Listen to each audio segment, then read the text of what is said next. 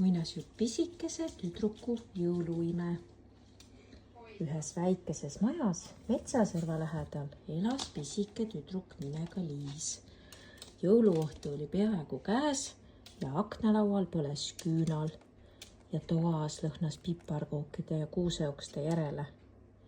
Väike Liis istus oma voodis, kaisukaru kaisus ja vaatas aknast välja. Et kas jõuluvana ikka leiab tee minu juurde, sosistas ta vaikselt, justkui kardaks, et mõte ise võib juba ära lennata. Jõulumaal oli aga samal ajal väga-väga kiire ja väike päkapikk Tupsulina jooksis saginal ringi, müts viltu peas ja kingipakid kaenlas. Tema ülesanne oli kõige tähtsam viia kõik pakitud kingitused laost välja ja tõsta need jõuluvanale saani. See siia, see sinna, see siia, see sinna, oi kui palju pakke, pobises Tupsunina omaette. Aga ta oli natukene hajameelne. Ja üks pisike pakk, millel seisis sildike Liis, libises riiuli varju.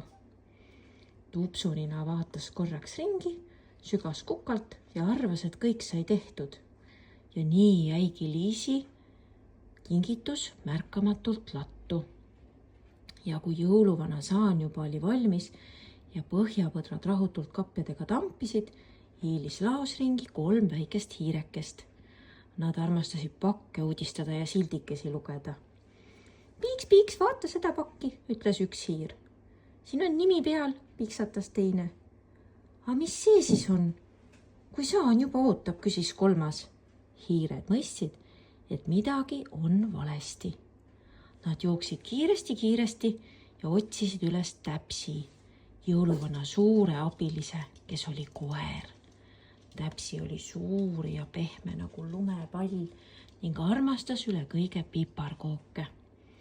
Täpsi, Täpsi, piiksusid hiired. Koerake ajas kõrvad kikki. Oi, kas piparkook, lootis ta. Aga hiired juhatasid Täpsi laoruumi. Kui koer nägi üksikut pakki riiuli all, noogutas ta targalt, tegi ja ütles, et see peab õigesse kohta minema. Täpsi haaras pakki õrnalt hammaste vahele ja jooksis saanini. Jõuluvana vaatas imestunult pealt. No näed, siis naeratas jõuluvana.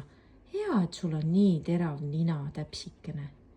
Ja loomulikult sai Täpsi selle eest tasuks suure piparkoogi, mille ta rõõmsalt nahka pistis.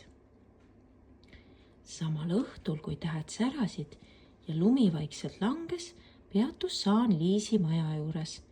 Jõuluvana pani kingituse kuuse alla ja silitas Täpsit.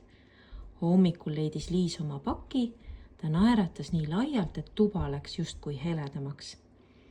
Ja kuskil jõulumaal teatis väike päkapikk, hiired ja üks piparkook armastav koer, et jõuluime sünnib siis, kui üksteist aidata. Nüüd on sinul võimalus olla robotpäkapikk ja tuua ära mõned kingitused. Ja selleks hakkad sa liikuma 1 sammu haaval. Mina ütlen sulle 1 käskluse ja sina proovid seda täita. Ja me proovime koos jõuda Tiina nimelise pakini. Ja kui me oleme Tiina nimelise pakini jõudnud, siis me häälime koos selle sõna. Alusta palun. Robotpäkapikk, palun tule 3 sammu otse.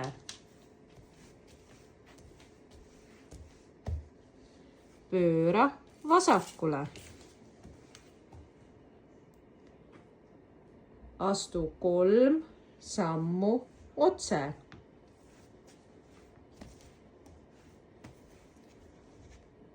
Pööra paremale. Astu 1 samm otse. Ja häälime nüüd koos, millisele pakile sa jõudsid.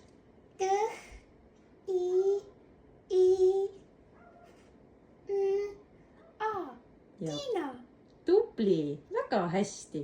Aitäh sulle, robotpäkapikk.